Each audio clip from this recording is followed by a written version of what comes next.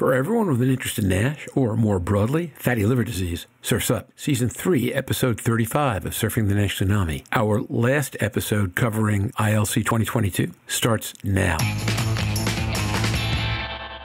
This week on Surfing the NASH Tsunami. Although I've chaired many sessions over the years, this was one of the most exciting groups of presentations I've seen in many years. With this abstract, as you highlighted, Scott, it tells me that there is actually a liver, or make it more clearly, precisely, stellate cell aspects of day and night rhythm, which could be responsible for those differences beyond the metabolic control, which has a lot of implications. You know, when do you drink, when do you eat, and potentially also when do you apply a drug in the future? What they focused on specifically was Tgf Beta signaling. So again, Tgf Beta is the mother of all fibrogenic cytokines. And so when you understand Tgf Beta in a cell type and how it's regulated or activated, you understand a lot about how that cell makes scars. This topic really relates to something that Louise often brings up, that when a patient comes in and they're fasting or they're not fasting, sometimes that can have a implication on the kilopascals from the FibroScan. So I wonder if these are correlated, time of day, as well as fasting versus non-fasting state. There's been a lot of focus on the bad guys making scar. There's been a lot less focus on how we can manipulate the pathways that degrade scar and return the liver to normal architecture. In that paper, they talk about 14 diverse hepatic stellate cell populations. The hepatic stellate is one unique cell populations, but I understand they're in different states of, let's say, activation, and they're transitioning through that. You're saying that depending on what stage of activation they're in, they have different signatures, and that could be druggable. How do I bring that together for one patient? About half our audience is fundamentally commercial, either in development or medical affairs or sometimes even in commercialization and marketing. Let's pay this last 15 or 20 minutes off for those folks a little bit in terms of what can they take out of it that will help them understand their worlds or do their jobs better. What I did take from it all is the excitement that if patients donate samples, that people can work on them an awful lot better.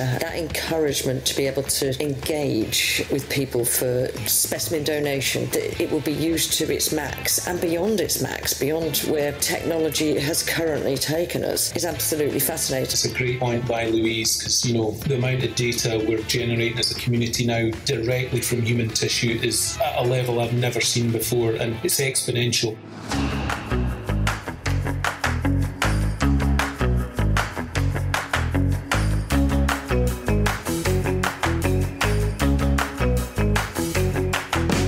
Last month, roughly 5,000 hepatologists and hepatology stakeholders gathered at the Excel Centre in London, England, for ILC 2022, the first major liver meeting in 3 years with on-site attendees. Please join hepatology researcher and key opinion leader Professor Jarn Schottenberg, liver wellness advocate Louise Campbell, pricing and forecasting guru Roger Green, and today's guests, hepatology researchers and key opinion leaders Professors Neil Henderson and Scott Friedman, and scientist and entrepreneur Rachel Zayas, as they review some of the basic liver science highlights from this year's conference, right now, on Surfing the NASH Tsunami. So it's the day after July 4th in the United States. ILC is now 2 weeks behind us. Everyone has pretty much gotten back into their normal day-to-day routines. And we are really fortunate today to have Scott Friedman and Neil Henderson with us to talk about some of the basic science that was revealed at ILC 2022. I have to confess, Scott mentioned what he wanted to discuss on the podcast. I've looked at all of it. I probably understand. I'm going to be ambitious and say about a third of it, Scott. I think Scott has the gift or talent or both of being able to make the complex readily accessible, and we will test that today. And I'm excited about how it's going to turn out. So, Scott, now that I've teed you up this way, how are you? I'm doing well, thank you. Great to be here. Great to have you. And Neil, welcome back. Sorry, I'm not as fast on the mic as Scott. Thank you very much. Lovely to see everybody. And Rachel, you're healthy again? Healthy, happy, had a great 4th of July, so thanks. And Jorn, welcome back. It's been a long time, huh? A whole week. Yeah, thank you. Well, good evening to everyone and happy 4th of July. One day late. You guys did have a great celebration. I did like Scott's sirens, reminded me of my time in New York, so I wouldn't mind hearing those. Then what we will do, Scott, can you arrange like a siren concert for a couple of minutes right after the end of the podcast? No problem. We have no siren shortage around here. No, that's true. Welcome to Manhattan. Louise, how you doing? Very well, thank you very much. Nice to see everybody. And I still have the vision of Neil in gold lame from his last appearance on here. Yeah, sorry about about that, Louise. Hopefully it'll fade. From here, he appears slightly sunburned, which means it might be harder for him to blush quite as much as he could otherwise, Louise. But thank you for raising the bar. I think that's a good thing. So in America, the first week of baseball season is called Pitchers and Catchers, and it's a week of real excitement. And this is the week in the UK that the Premier League players are starting to come back for preseason training. So I'm jazzed. Louise, you jazzed? Yep, all very exciting. And we've got the Women's World Cup or European Cup. I can't remember which one's starting tomorrow. It's the Women's Euro starts tomorrow. And England is favored, so that's exciting if you live in England, I guess. That's never a good thing. But it's a good thing for the Scots and the Germans because they're not favored. With that, why don't we get going? I've kind of teed this up. A simple icebreaker. One good thing that's happened in your life in the last week, personal or professional.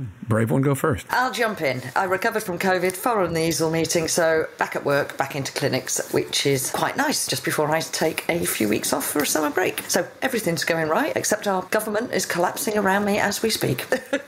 If Boris Johnson lasts to midnight, we'll be really unlucky. Well, I had some really good homemade salted caramel ice cream. So we go out to the North Fork of Long Island as often as we can, and there's an old-fashioned ice cream parlor there that is just spectacular. It's called Magic Fountain, and you wait in line for a long time, and you get homemade ice cream that makes it well worth the wait. And unfortunately, speaking of weight, that's exactly what went up as a result of all my salted caramel ice cream.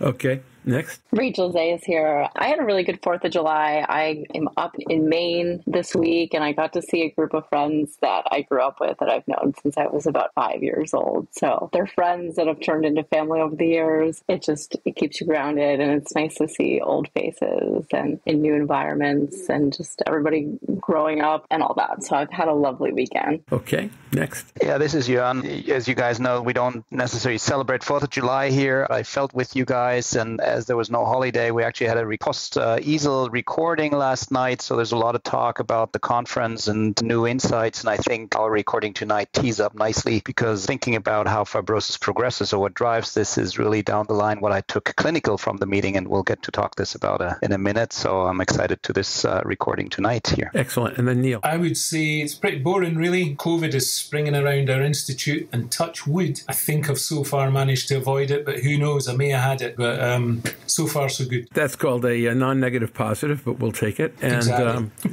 I guess my positive is that yesterday is the day that my granddaughter met sparklers for the first time as part of the July 4th celebration. Although it's a tough July 4th in the States, I have to confess. I mean, I have a daughter who lives in Highland Park, Illinois, which was where the major shooting was yesterday, and my metropolitan area is Philadelphia, where the other one was yesterday. So when you can't be safe at a parade or a concert celebrating July 4th, that's a little dicey, troubling. I could use a few other words, but I'll stop there. With that, let me turn to my good friend Scott and say the format for this program is pretty simple. Scott's going to walk us through, in sections of his own choosing, the section that he chaired for those who registered for ILC and have not yet caught the Thursday 4 o'clock session on fibrosis, which Scott chaired. That's the one we'll be talking about right now. You might want to grab abstracts or even plan to listen to this before or after he speaks. But so Scott will talk about what was in the various presentations, and then we'll make comments and ask questions, and we'll go through as much of that as we can in the next hour. And Scott, your floor. Go ahead. And now, if the sirens pop up, just keep going, okay? We'll have to work through them. All right. I had a band teacher who said, if a bomb goes off next to you, you shouldn't miss a note, just keep playing. So I'll take that to heart. So I chose this session because, although I've chaired many sessions over the years, this was one of the most exciting groups of presentations I've seen in many years. I don't know if it's because the science is just maturing, getting better, and or because there could have been a lot of pent-up, interesting data that just is waiting for presentation. But whatever the reason, I was really jumping out of my seat from all the novelty and the state-of-the-art methods that were used, all of which has a lot of translational potential, none of which is directly addressing treatments because those were the focus of other sessions. So in no particular order, I'm just going to give you an overview. I think some of the conceptual advances included using induced pluripotent stem cells to recreate stellate cells, tracking, and I'm going to go through these in details, of course, tracking the proteomics of different cell types to identify new therapeutic targets, uncovering a circadian clock within hepatic stellate cells, which, to remind you, are the fibrogenic cells in liver, beginning to zero in on the dynamics and the cells regulating matrix degradation in fibrosis regression, and some new insights into how bile ducts get sick and start proliferating when there is injury. So maybe I'll start with one of the most surprising results, which was from a group at Strasbourg. The first author was Atish Mukherjee. He presented very compelling evidence evidence that shows that stellate cells have a circadian clock. So now let me back up and remind everybody that we all operate under a circadian rhythm. The biology of that has been recognized with the Nobel Prize a few years back. Obviously, this is triggered typically by day-night changes. Disruption of circadian rhythm can be very unpleasant, let's say, and it can also disrupt the normal physiology of metabolism, homeostasis,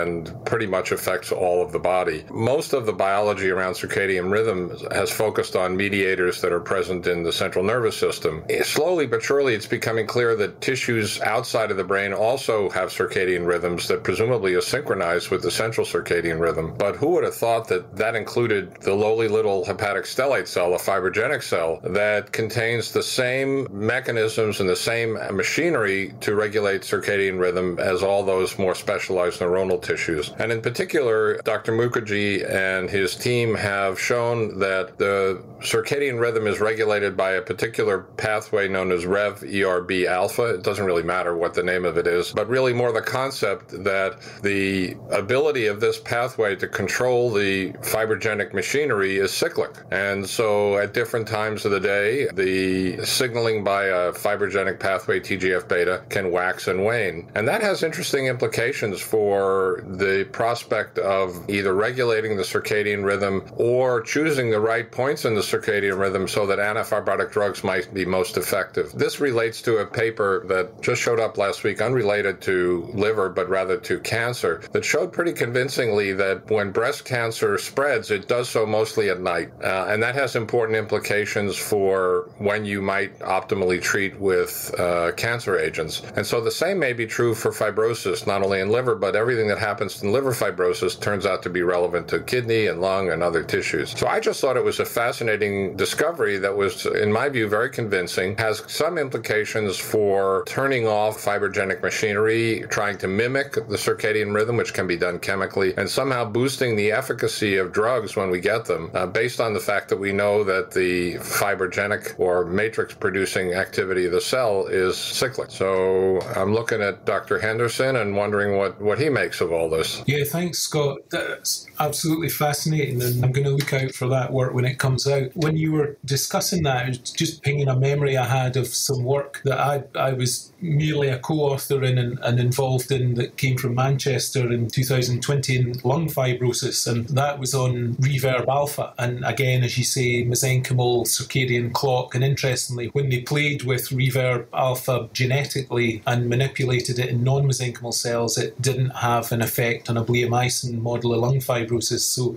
as you say, suggesting that for whatever reason, circadian regulation within the mesenchyme is quite a powerful regulator of the fibrotic process. I mean, one thing, knowing what you're like and your depth of knowledge in fibrosis, why do you think we've evolved like that? What do you think that's all about in terms of why we might scar in a circadian regulated way? The only answer, which is a semi-educated guess, is that it may be a way of diverting nutrients at different times of the day to different cell types to meet the energy needs and the functions of the cell. So in general, I think about fibrogenesis as a pretty energy-intensive or energy-requiring activity. And it could well be that the energy required to make scar is more readily available at night. So that's one potential reason, but that's, as I said, an educated guess. Yeah, and the other thing that I remember from the lung work that I played, as I say, a minor part in, was they looked in the UK Biobank, and certain circadian markers such as sleep length or chronotype and shift work were associated with fibrosis, pulmonary fibrosis. It'll be interesting to see, Scott, you may know, or others on the call may know, but if anyone's looked at that type of demographic information in the context of human liver fibrosis. I'm unaware of that data, but somebody may have looked at that. Let me jump in quickly here because I was going to mention that. Thank you for the nice overview on that fascinating paper, Scott. I think there's a lot of evidence showing associations of disease severity in patients working at night and night interruptions. So from the clinical perspective, there's always been the association of shift work leading to mostly metabolic abnormalities and more obesity, more insulin resistance. So for me, to look at this was always more the metabolic drivers in patients that do work at night or do not sleep as well drives that liver disease. Now with this abstract, as you highlighted, Scott, it tells me that there is actually a liver, or make it more clearly, precisely stellate cell aspects of day and night rhythm, which could be responsible for those differences beyond the metabolic control, which has a lot of implications. When do you drink? drink, when do you eat, and potentially also when do you apply a drug in the future. And I think for that, this is fascinating by all means and a very interesting study. Yeah, I mean, the question I didn't have time to ask and wanted to ask the investigator is whether the circadian clock is disrupted when you immortalize the cell. So just to remind folks what that means, normally cells have a defined number of replications before they become senescent, and that's been known traditionally as the Hayflick limit. One of the powerful features, maybe the most powerful feature of an immortalized cell, is one that the cells don't undergo replicative senescence. They just keep multiplying. And, we've been advantaged by that because we've created some cell lines. And you can do that in different ways. What we've done is to overexpress a mutant of P53 and block P53 activity. P53 is a powerful growth suppressor. So if you block the P53, you can often immortalize cells. So we've used those lines, and it does tell me that if in fact immortalized cell lines have lost the circadian clock, that could be an advantage or a disadvantage. A disadvantage because you're no longer replicating the cyclical nature of fibrogenesis that one would expect to see. Frankly, we don't even know if in non-immortalized cultured cells they retain the circadian clock, although it looks like they do based on the work in this paper we're discussing. So, again, it's a way we're trying to really dig deep and understand all the nuances of a model, whether it's in an animal or in cultured cells, that may influence the response to drugs or other perturbations. Just cool stuff.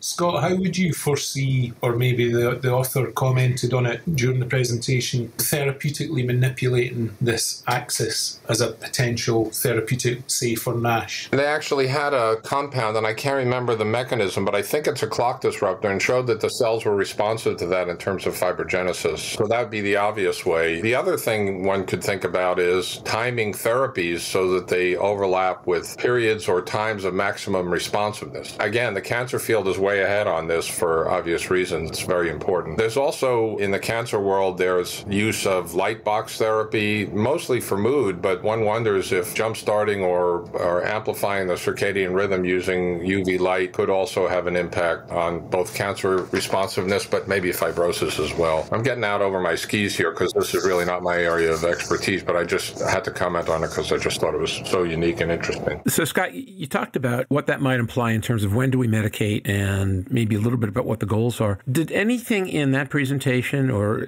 give you a sense as to whether one mode of action might make more sense than another in terms of what we're looking at here? Yes, quite, because what they focused on, and I glossed over it, but what they focused on specifically was Tgf beta signaling. So again, Tgf beta is the mother of all fibrogenic cytokines. And so when you understand Tgf beta in a cell type and how it's regulated or activated, you understand a lot about how that cell makes scar. So they were wise to focus specifically on that pathway because the implications for fibrosis are so direct. I think I got that out of the presentation. Like I said, somewhere between a quarter and a third of it I got. That was part of what I did get. And I was wondering if that makes it easier or more difficult to educate physicians. I mean, when you get out past the researchers and you get into how does all this get adopted in the treating public, right? Circadian rhythm, concept people get. I'm not sure it takes some work to help them figure out how it gets here. But what else can we use this to do besides drive better research, do you think, in terms of teaching, treating physicians over time, what the benefits of this knowledge are? Let me add something quickly here before Scott puts this off. I mean,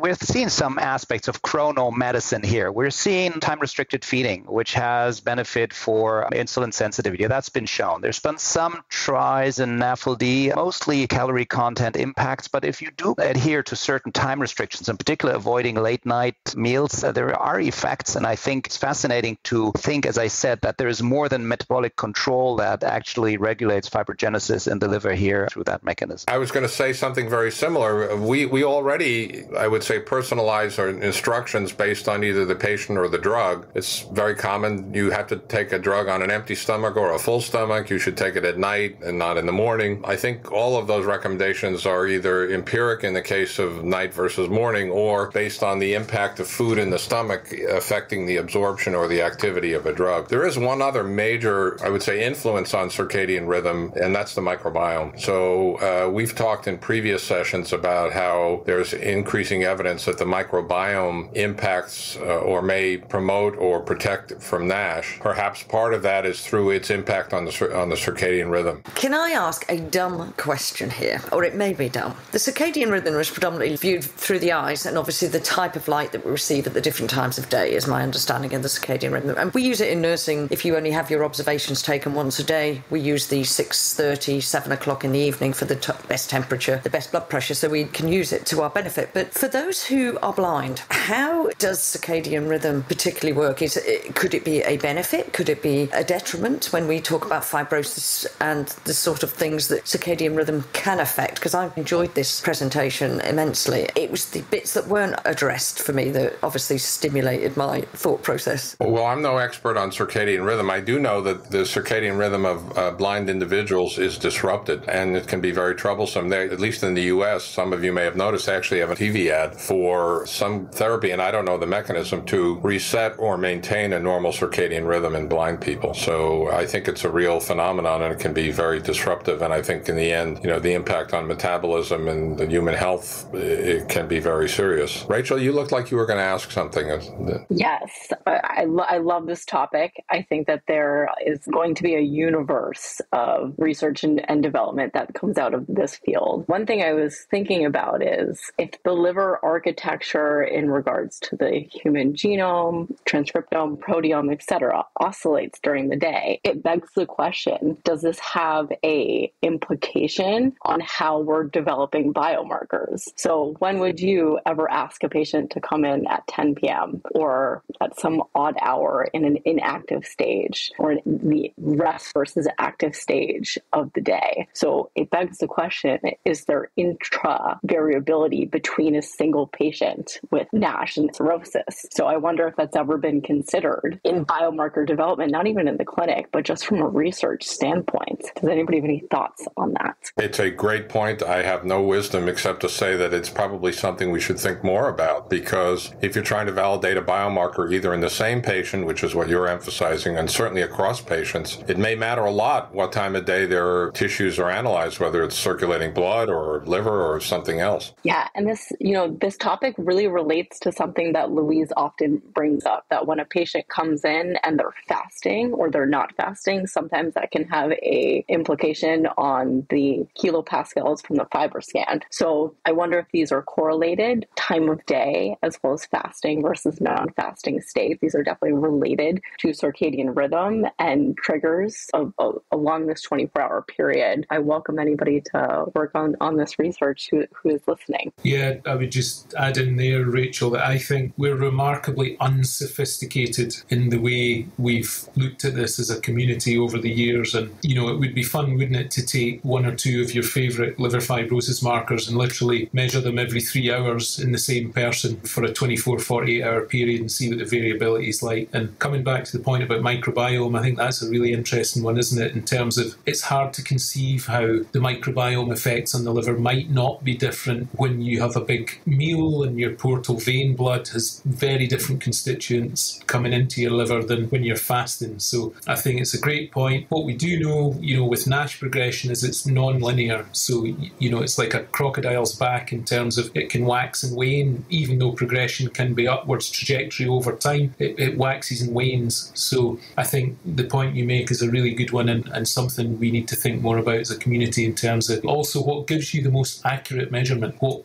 human condition at the time gives you the most accurate measurement. So, yeah, more research needed there, definitely. Super. With that, we could spend, my guess is, all day on this one topic, but there are a couple others, or a few others. So, Scott, why don't we go on to one or two other of the papers you'd like to cover next? So let me focus on two abstracts that are right in Dr. Henderson's wheelhouse, as we say here in the States, and that is the use of single-cell evaluation of gene expression. So let me just back up and say that Neil and his colleague Prakash Ramachandran have been pioneers in this field. They published a landmark paper in 2019 in Nature that really set the stage, as other similar papers have done in other organs. And Neil can probably explain this better than me, but what we're literally doing is taking individual cells from a tissue of any type, and in our case liver, and interrogating the transcriptome or the output of mRNAs from all the cells. And then we can use very powerful informatics to define the different cell types as they were in vivo and infer from that relationships for how the cells talk to one another, how they behave, how they change in disease or in development. And I would say that, to me, having been in the field for a pretty good time now, this is the only technology that's remotely as transformative in my experience was PCR, polymerase chain reaction, which opened up a whole new world of diagnostics, of course, and molecular biology, and really exploded the field. That too won a Nobel Prize, and as did another revolutionary technique that hasn't been so widely used in liver, and that's CRISPR-Cas9. But back to the single-cell sequencing, one can either do this by taking a piece of frozen liver and isolating the nuclei and measuring the mRNAs within the nuclei, or you can take fresh tissue, which is what Neil has published mostly, and separate the cells, clean them up, and then put them through a sequencer. So I want to give Neil the platform in just a second, so I'll just mention two articles briefly. Well, I'll just focus on one, the stellate cell dynamics in progression and regression of hepatic fibrosis. So to set the stage here, we know now very well from the success of hepatitis C therapies that even if you have a patient with advanced scarring, if you cure their hepatitis C, or in the case of hepatitis B, if you substantially suppress the virus, you get regression of scar. So the liver clearly has a way to eat up or degrade that scar and help return the liver to a normal state. And in the case of antivirals, what's so fascinating is those drugs are doing only one thing, and they're eradicating or suppressing the virus. And yet the whole liver resets and begins degrading scar. Neil's, I would say, his academic grandfather, actually his academic father, John Iredale, did some seminal studies we were involved with many years ago, in which we began to say, well, where's the enzymes coming from in these cells that must be present that are degrading the scar? And we made some modest headway, and the implication from those studies was it's either macrophages and or stellate cells themselves that are making most of the proteases. And then we kind of moved on, and it has been surprising and in some ways now gratifying that we had first overlooked but are now applying these very powerful single-cell sequencing methods to begin to go back to those original observations and say, where are the cells that are making these enzymes that chew up the scar and help return the liver to normal, and what are the signals that drive that process and that also help restore hepatocyte health? And so that was the basis of the study presented by El Almala del Barrio, who I think was from Spain, I don't remember her institution, in which the work was supported in part by Novo Nordisk. And they're beginning to catalog how the cells respond when you stop injuring a mouse liver. And, we're actually taking a similar approach. I have a feeling Neil may be as well, because this is so important. If we can understand the signals and the cells that return this liver to a healthy state with no scar, we can obviously try to exploit those to develop new therapeutic targets and reverse fibrosis. So with that long preamble, Neil, can you help us understand this better? Thanks, Scott. Yeah, I echo all of what you've said. In some ways, it is very surprising how much this element of fibrosis biology in the liver and in other organs has been overlooked somewhat. There's been a lot of focus on the bad guys making scar. There's been a lot less focus on how we can manipulate the pathways that degrade scar and return the liver to normal architecture. Understandably, most of the studies have been rodent-based because you can model fibrosis to peak fibrosis and then remove the injurious insult and watch scar melt away. Mice are very good at melting scar, but in humans that's been more challenging to study. And I think deployment of the single-cell technologies that Scott mentioned could be really, really helpful in trying to work out how this process is happening in human liver disease. The issue is getting tissue from patients whose fibrosis has resolved, because clearly you ain't going to be sticking needles in people's livers if their liver is getting better. But I think there are ways we can start to get at that, but that's all nascent in the field. But I totally concur. Looking at not only the cellular players involved in collagen breakdown, but actually the biology of collagen and how that might be degraded at molecular level. There's some nice work around the world looking specifically at those types of pathways, but I think they have been overlooked. The other thing we need to think carefully about is, can we ever hope to degrade fully cross-linked, very mature collagen? Is that beyond the reach of even our wildest dreams of therapeutics? It's very dense in the middle of a big fibrotic septum and a cirrhotic liver. Are we ever going to achieve that? I'd love to think we might, but that I think is a high bar. But I guess even if we can initially arrest fibrosis progression, that's potentially, or would be, a win for the patient who's, say, at F3 or F4 fibrosis, because we know that will reduce the risk of complications. So yeah, very interesting area. I hope it gets more airplay in the coming years. It's been overlooked so far. The technologies that we mentioned are going to open this right up again, but at a resolution we've not had before. So it's exciting. Neil, is this something that would be additionally elucidated by spatial transcriptomics? And maybe if so, describe for us what that is. Sure. So yeah, I agree. I think it could be. So spatial transcriptomics is a absolutely blossoming, rapidly evolving field. I mean, single cell genomics as a whole is rapidly moving, but spatial is just going wild. And it's great to see, both as a user of the technology, because it's exciting and it's telling us things we couldn't see before, but also there's a lot of competition in the space. And just to explain that to people who totally understandably have never heard the term, the reason that we're excited about spatial transcriptomics is that when you do single cell or single nuclei sequencing, you have to break the tissue down into single cells or single nuclei. So henceforth, you've lost all feel for tissue architecture because you've broken the tissue up into single cells. Spatial transcriptomics is a step change because it allows you to do on-tissue section, on-slide, in-situ genome-wide sequencing. So this preserves all the relationships that all the different cell types have in the fibrotic niche, for example, in human liver fibrosis, and it allows you to measure gene expression at a genome-wide level across the entire section. Now, currently, we're at about 50 micrometers spots of resolution with one of the leading commercial solutions, but that obviously includes maybe 10 up to 15 cells in the liver. So we can deconvolve that data with clever informatics approaches to try and work out where the genes within that spot are coming from, but we're going to get towards single cell resolution probably early next year with some of the commercial solutions coming through. And I'd just add that what I find super cool about this approach is when you anneal to the array to measure all the gene expression, each spot has unique barcodes. So you can then take all that, make it up into a solution, send it off as a cDNA library for sequencing, and then the informaticians can work out exactly where each gene came from within each spot on that array. So as the array comes down to single cell resolution, we will be able to say that cell is expressing those genes and its friend next to it is expressing those genes because we've taken a picture of the tissue before we even did any of this. So you can work it all the way back in a big closed loop back to the original tissue. So you can imagine that in the cancer field, in the fibrosis field, any area of biomedicine, spatial profiling is absolutely massive. And as Scott's alluding to, what that should be super helpful for is target discovery, because you'll be able to ask questions about ligand receptor interactions and actually verify that they are appropriate in terms of that cell expressing X is next to that cell expressing Y, and we think it's druggable and we think it's relevant because that cell is a certain type of cell and that cell is a certain type of cell. So really exciting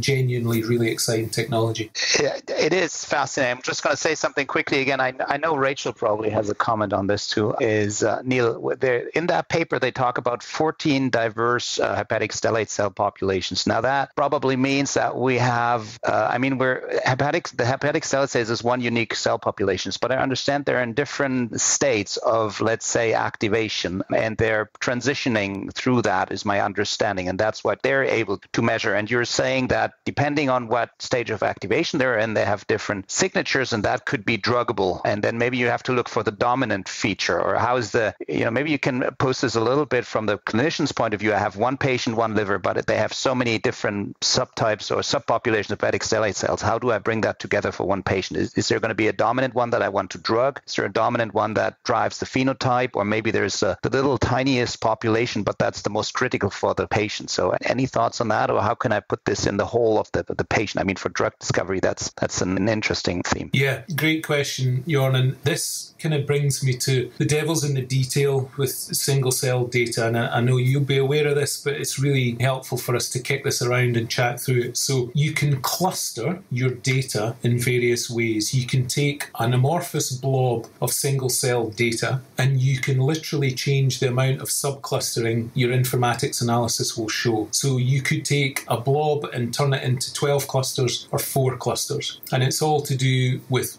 how you approach that with your algorithm. Now, what I would say is, and maybe this is old school even within single cell, in our group, we don't really believe that there are different subpopulations until we've validated it at the protein level in some way. That's the approach we take. Different groups are different, but, if I was proposing, now this is where the semantics are important. If I was proposing 14 different stellate cell subpopulations, I would like our wet lab guys to try and validate that in tissue. Now, subpopulations, one could argue, are different from cellular states, and that's a different kettle of fish. But annotation of cell state is actually really quite difficult, to be able to say with confidence that, for example, there are 14 different cell states within the global stellate cell population. So I would be inclined to say, as I've mentioned, I'd want to see validation of clear subpopulations before, we pursued that as our group, but many people are taking different approaches. Because you're right, a key question is, what's the key pathogenic subpopulation, and hence is the one you want to try and drug, and hence what are the unique features about that subpopulation that would allow you to drug that and not affect mesenchymal homeostasis, which, lest us not forget, a lot of these patients have very brittle background liver function. The last thing you want to do is disrupt normal mesenchymal homeostasis. So it's a key point you raise. And it's something the field is still working with, we all are, as to how best to approach that initial clustering and then validating it afterwards. Just to close out the discussion around matrix degradation, there was a presentation looking at a subset of macrophages and the role of an antioxidant known as peroxidase by a young scientist from Mass General Department of Surgery. Her name was Mozdes Sojuji, and she had very interesting both animal and culture data that implicated this pathway in reprogramming macrophages to make more or less scar-degrading components. So it just speaks to the idea that there is a concerted effort now to turn back or go back to the key question of where the enzymes come from and what they do and how they're regulated to melt scar, to use Neil's term. The other interesting thing is, Neil set it up perfectly with the discussion about proteins, because that leads to 2 other abstracts from that session that were of a similar theme, and the theme was induced pluripotent stem cells giving rise to stellate cells. So again, some background required, building on another Nobel Prize, this one to Yamanaka and his colleagues, who showed that you could take an adult mature skin cell or any cell, force it to express a cluster of very well-defined genes and transcription factors, and then turn that into a generalized pluripotent stem cell. What you can then do is say, well, now I've got this new cell that we can turn into anything we want, and clever investigators, mostly in Barcelona as well as elsewhere, to find methods to take that generalized, undifferentiated pluripotent stem cell and turn it into a stellate cell. And that's a fantastic development. The senior investigator is Pau Sancho Bru, who's in Barcelona. One of his trainees talked about using iPS cells to infer or to discover the proteome. So Neil mentioned that he wants to validate these things at the protein level, because all these genomic techniques look at DNA and mRNA, and there's not always a close correspondence between mRNA levels and the amount of protein, but it's the protein that really is where the rubber meets the road. So this was a proteomic analysis that actually uncovered a novel nuclear receptor known as ROR alpha as a potential target. The biology is less important than the fact that, number one, they used iPS-derived stellate cells, and number two, that they used proteomics to interrogate those cells to find new therapeutic targets. So they're much closer to the action when they define a protein rather than just the mRNA that encodes it. At the same time, a group from a company in the Bay Area, full disclosure, I consult with them, their name is In Citro, and they're trying to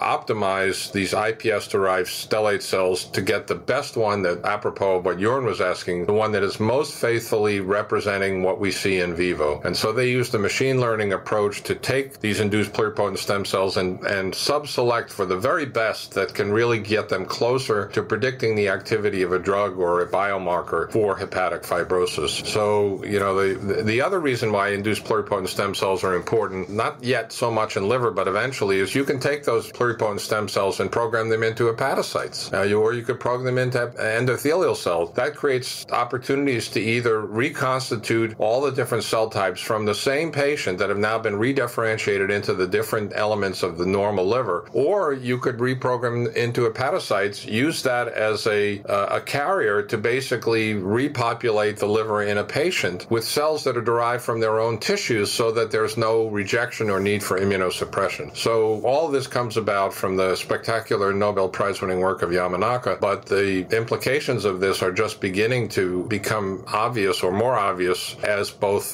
therapeutics and as tools to better understand how disease develops, both fibrosis and lots of other tissues as well. Others may want to comment on that, on iPS cells or proteomics or models. So I'm going to have a question, but let me hold for comments first. Comments? I'll just make a brief one regarding the proteomics Scott mentioned, which is absolutely vital in terms of really getting towards the heart of understanding function and how we can manipulate fibrosis. Single-cell proteomics is coming. It's not there yet, but hopefully that will be, yet another step change in our understanding of disease pathogenesis. There are some exciting studies published already with single-cell proteome, but I think it might take another 1 or 2 years before we really get towards that, but that's coming over the hill. I just wanted to add something on that. My thought here is, of course, is there anything that a hepatic stellate cell would tag his protein with that we can pick it up in the peripheral blood, of course, because Neil rightfully mentioned, we're going to move away from the tissue sampling. And of course, we'd like to very much draw this from a peripheral venous vein or peripheral vein and just get the signature we want in terms of stellate cells. And I think that's not really there yet either, neither from my understanding, proteomic techniques or the genetic techniques we're able to detect these things. That'd be next steps and interesting for me, I think. Well, apropos of that, and then I want Rachel's input because this is her expertise, but there's a paper that just came out in the last week or two in Science Translational Medicine from Eugene Hoshida and his group that defined first a tissue signature that conferred a higher risk of cancer and disease progression in NASH. And they were able to translate that into a circulating smaller set of proteins that reflect the activity in the tissue but can be sampled from peripheral blood. So obviously it needs to be validated like any biomarker, but I think we're getting a lot closer to developing techniques to sample elements of tissue from within the peripheral blood. Rachel, do you want to comment on that? Yes. First and foremost, I agree that there's a multitude of proteomic techniques that are advancing, but for some reason, and financing has had a big contributing factor to this, but proteomics is truly behind with transcriptomics, genomics, epigenetics as a field. So I think it's maybe 5 to 8 years behind where we are today with these other sequencing techniques. Now, when we're thinking about hepatic stellate cell populations, whether it's cell type or different states of fibrosis, well, proteins have been implicated as having sound efficiency in differentiating between cell types. There's been a lot of data that suggested that epigenetics is more adequate to differentiate between these cell types. So I have a keen focus on non-coding regions of the human genome, which I've said many times before used to be constituted as junk DNA. I think it's a flaw of human design rather than our understanding of what that junk DNA actually does. So lo and behold, it's not junk DNA, but methylated markers known as CpG islands or CpG sites, where a cytosine is followed by a guanine in dinucleotide repeats, have shown superior clinical efficacy in differentiating between tissues as well as cell types. So I think that this is where an emerging field is coming, at least for biomarker development. And I'm excited to see the cost of methylation sequencing has finally come down to a reasonable price to be conducted in research. So it's a little bit behind where genomics and transcriptomics are, but methylated markers are emerging fast, both in oncology as well as other non-cancerous states, such as NAFLD and fibrosis. So Rachel, maybe you could just back up for a minute and remind us us what epigenetics refers to for the clinicians who don't think about that as much? Yes. Epigenetics are non-coding regions of the human genome. So think of methylated markers, so let me back up even further. Epigenetics is a Latin term, which truly means above the genome. So you have an oligonucleotide sequence, the letters of the human genome, A, T, C, G, some of them are repeating. Think of the letters of the human genome. Epigenetics is above the genome. So it's keeping the oligonucleotide sequence intact, but it's changing the expression level of mechanisms downstream. So you can have the sequence stay intact, but let's say the methylated marker is 90% methylated. That means that the gene downstream is turned down. So it's orchestrating downstream mechanisms without changing the sequence of DNA. And this has every implications in many states. So from circadian rhythm to metabolism to health and longevity. So we're really just scratching the surface with understanding how the epigenome interacts with other aspects of the human genome, but it's a vastly emerging field. And the epigenetic kind of marks or biomarkers that you are referring to are from cells in circulating blood? And if so, do they represent the same epigenetic changes that are occurring in the tissue? Ooh, I love that question. That is an excellent question. So there's been an abundance of research directly on the tissue that can differentiate between the lungs, the liver, the kidneys. But then it begs the question, is this marker that's found in the kidneys, does it have the same methylation status in circulation? And not all of them do. So it's not which markers are only found in the liver and then found in circulation, but do the markers that are found in circulation, are they reflective of tissue of origin? Some of them are not. So we have to be very intentional with the markers we target to say this is truly a liver-specific marker and then replicate that in circulation. So not all of them do, but it's very important to consider tissue of origin when comparing to serum. Thank you. Thanks. That's great. So do me a favor. About half our audience is fundamentally commercial, either in development or medical affairs or sometimes even in commercialization and marketing. Let's pay this last 15 or 20 minutes off for those folks a little bit in terms of what can they take out of it that will help them understand their worlds or do their jobs better. Can we help them that way, do you think? Well, maybe I'll start and emphasize that implementation of spectacular new technologies is greatly expanding our appreciation of the underlying biology that will yield therapeutic targets and novel diagnostics. Knowing that there are subtypes of stellate cells that may be more or less fibrogenic leads us to think there may be specific subsets of cells that are worth developing targets for it that leave other subtypes unharmed. And there are some real clear examples that I can give you if you'd like. So I would say that is one way of refining, understanding the heterogeneity and the complexity of tissues allows us to much more selectively zero in on the right molecules in the right cell types. And that's very, very important. And presumably will also minimize the off-target effects because the first rule of drug development is don't harm the patient, make sure they're safe. The more focused our targets and the more refined our therapies or diagnostics, the less harm we can inadvertently do to other tissues. I'd also say that the induced pluripotent stem cell technology is beginning to ripen towards really hopeful development of not only novel biology, but actual therapeutic applications and perhaps diagnostic as well. And then I would just say that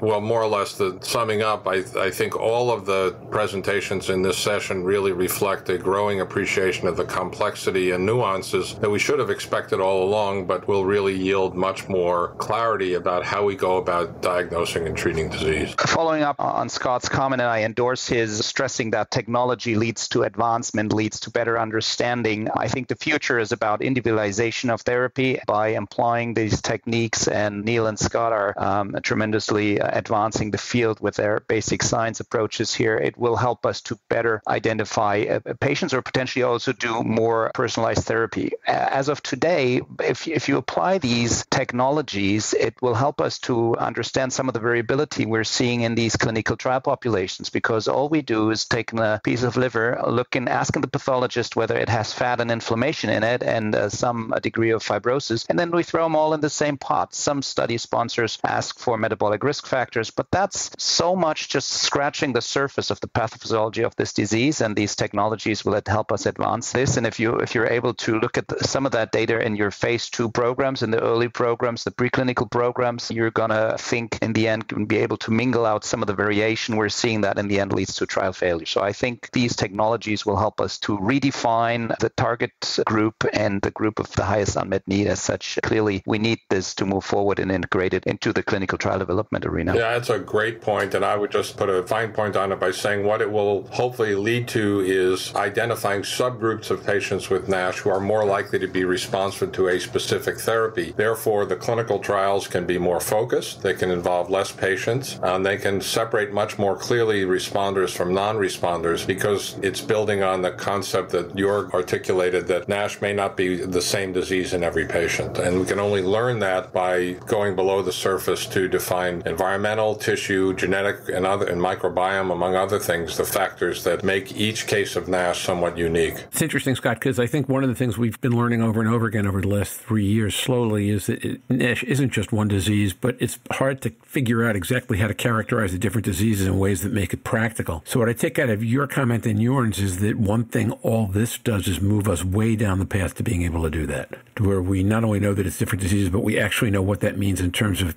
who to target and what to target them to do, and what that means in terms of drug and diagnostic development. Am I reading you right? Yeah, and there's an extreme example of that that's already in the clinic. It's not extreme, but it's specific, I should say. You know, there was some great work done by Regeneron about 4 years ago, in which they identified a DNA base pair change in a gene none of us ever heard of called HSD17B13. And a particular gene variant of that enzyme protected patients from getting NASH. And what they went on to describe is that when that variant is present, the enzyme is not generated, and so whatever that enzyme is making is no longer there. So one of the smaller companies in the NASH space has already started to use that strategy to replicate the genetic protection using gene therapy, and saying, let's try to use siRNA to knock down the disease-causing variant of HSD17B13. And I have to say, their early data looked very, very promising. So, you know, I think for the cases of NASH where there's clearly a gene variant that is more predisposing to disease, we're reaching the point now where gene therapy is really coming of age and could represent a practical approach to manipulating gene expression in the liver. Yeah, and let me get really commercial for a minute. For those who think that there's no investment coming into this area, the two companies that were out front on that issue both got acquired within the last year by Big Pharma. So if you actually get to something that makes sense at that level, there are people who will invest a lot of money in chasing your knowledge, which is, I think, an important thing. So Scott, Neil, well, Scott first, Neil, then everyone else. Anything else from that session you'd like to make sure we cover? We're kind of rolling towards the bottom of the hour. I'd like to start to roll towards conclusion. Yes, there was one more abstract from a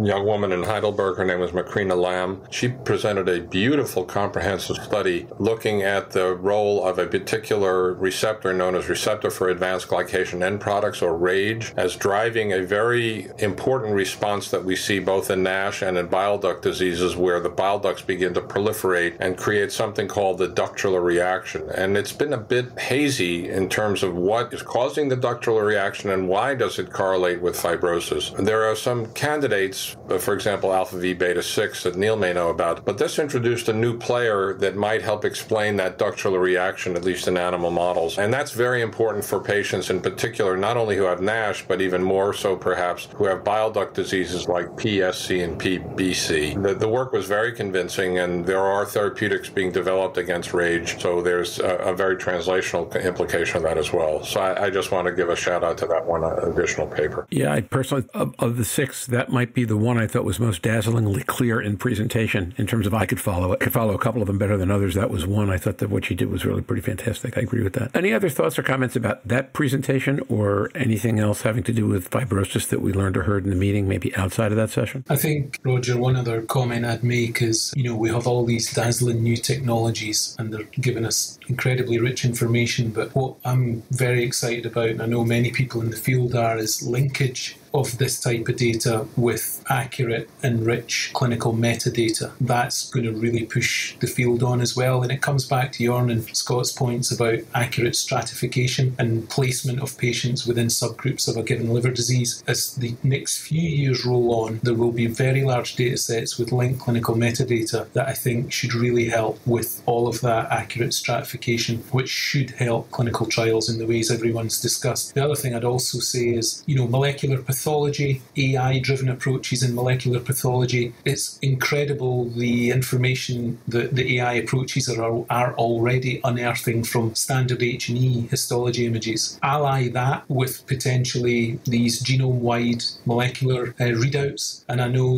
this is downstream a bit for standard clinical pathology, but it's coming. So the tech driving that type of approach as well, I think, will be incredibly useful, again, for stratifying patients and frankly, learning a lot more about the subtypes of these diseases that we, for a long time, have called one disease. So yeah, exciting times. That's an interesting comment, Neil. And just to round it up quickly, I think a lot of abstracts I looked at ILC were linking FIB4 categories, most probably the most crude measure you can take of fibrosis, to outcome and survival. And as such, I think we'll see others emerge here, more refined technologies. Fully agree, Jan.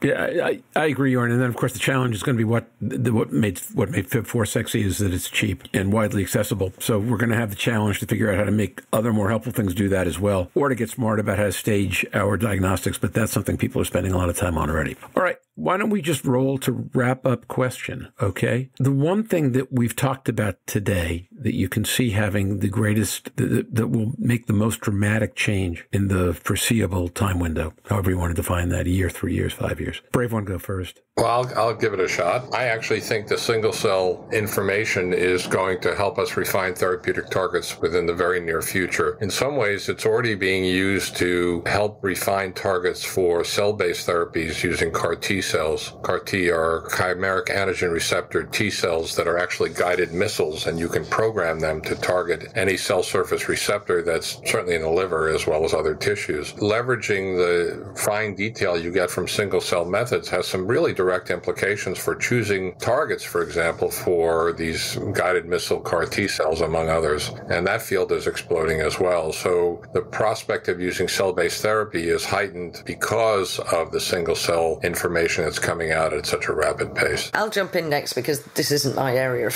strength at all. But what I did take from it all is the excitement that if patients donate samples, that people can work on them an awful lot better. That encouragement to be able to engage with people for specimen donation, that it will be used to its max and beyond its max, beyond where technology has currently taken us, is absolutely fascinating, and how much we're moving. And for me, what I also took from the session was some things can interrelate with others, and they're just moving the field together, and it's that jigsaw coming together where we stratify and we can add it together and we can see the next step. So I may not be a basic scientist, but I can take from it the absolute strengths that this is moving the area forward, and to be able to really, really specifically target drugs for individuals, that individualized medicine as we get further into these fields, it's fascinating, and I can see why Scott got his sense of excitement when he listened to the sessions. Great point, by the way, on donating tissues. The premium on human tissues has become greater than ever because of these techniques available to extract so much information from them. So both providers and, of course, patients need to recognize how important these contributions are. Point well taken. Let me, because we're on audio, not video at the end of the day, let me note that a whole bunch of people are nodding, and that doesn't include Rachel, whose camera I can't see right now. Neil, you have anything you'd like to share on just kind of what you think will be drive the greatest impact over a foreseeable window? Yeah, I do. Well, first, I want to start by saying that's a great point by Louise, because, the amount of data we're generating as a community now directly from human tissue is at a level I've never seen before, and it's exponential. The other great thing is people are very good at sharing data sets, and that's incredibly important as we basically try to build a massive compendium of human liver disease, and this is across medicine, but the community drive, I think, is fantastic. Also, the funders' emphasis on open sharing of data sets is essential, and that's driving this on as well. But Louise's point about the patient's full participation and seeing what their kind donation of tissue is enabling is fundamental. To take on your question, Roger, I think Scott's right. I mean, that's what I'm seeing currently is this tech allowing incredibly precise identification of targets. And I think that, in a nutshell, is hopefully what's going to drive on basically getting the first successful antifibrotics in liver fibrosis. We don't have any. Now, I think there's some coming that may not have been driven by single-cell technology, but I would hope our conversion rate from basic science resistance to properly efficacious antifibrotics in human liver fibrosis will be greatly upregulated by this information that we're getting with these technologies. So basically, I'm hoping our hit rate is a heck of a sight higher than the last 30, 40 years, where we've all been trying our best, but taking mouse-based data, mouse model-based data, and getting traction in human liver fibrosis has been pretty grim. So we all, as a community, hope that this new type of human-based data will spur that on big time compared to previous. Excellent. Rachel, Jorn? Yeah, I was just going to say, I really want to emphasize the use of open source data sets, because it really, as Neil was alluding to, like, it really drives innovation, because you can cheaply and efficiently go to these open source data sets worldwide, whether it's the European Bioinformatics Institute or NIH, and do comparative analyses using bioinformatics tools to have proof of principle before you even get into the lab.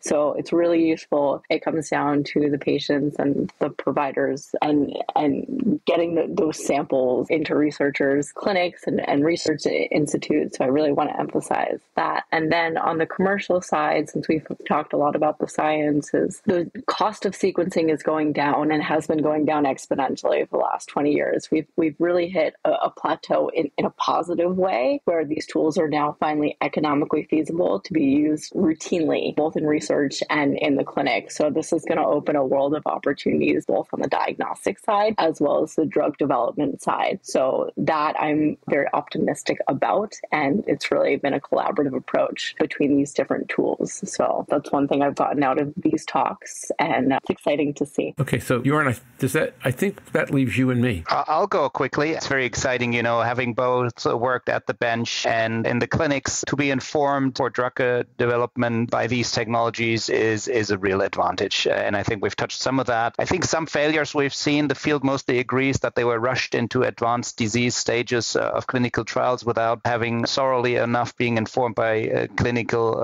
or early development data. And by broadening your information or the scientific approach using these technologies, narrowing in on MOAs, looking at some subpopulations as we discussed, the failure rates are going to be lower. I think the expenses for drug development are going to go down, and it's really coming to a time where there's a big unmet need. Neil mentioned this might evolve a little beyond non-alcoholic fatty liver disease, talking about fibrosing liver disease, and there's a real burden. So I'm very excited about these technologies, and always excited to hear Scott summarize these challenging technological talks very sophisticated and simply, and as such, I think this is a real advancement for the field. We agree on all that. The other sense I get listening to today is that first you start with too simplistic a view of the world, then you get lots of individual dots that don't connect, and then after a while the dots start to connect. So part of what I'm hearing in the conversation today is that while we don't have we've not connected all the dots yet, things are starting to come together and form pictures, both visually, because I'm amazed at the visual clarity of some of these presentations, and also conceptually. And that's promising, because over time that's when people start making the biggest leaps, is when they start being able to connect previously disconnected pieces of cognitive information and put them all in one piece of geometry, whether it's a line, a box, a circle, I don't care, however many dimensions.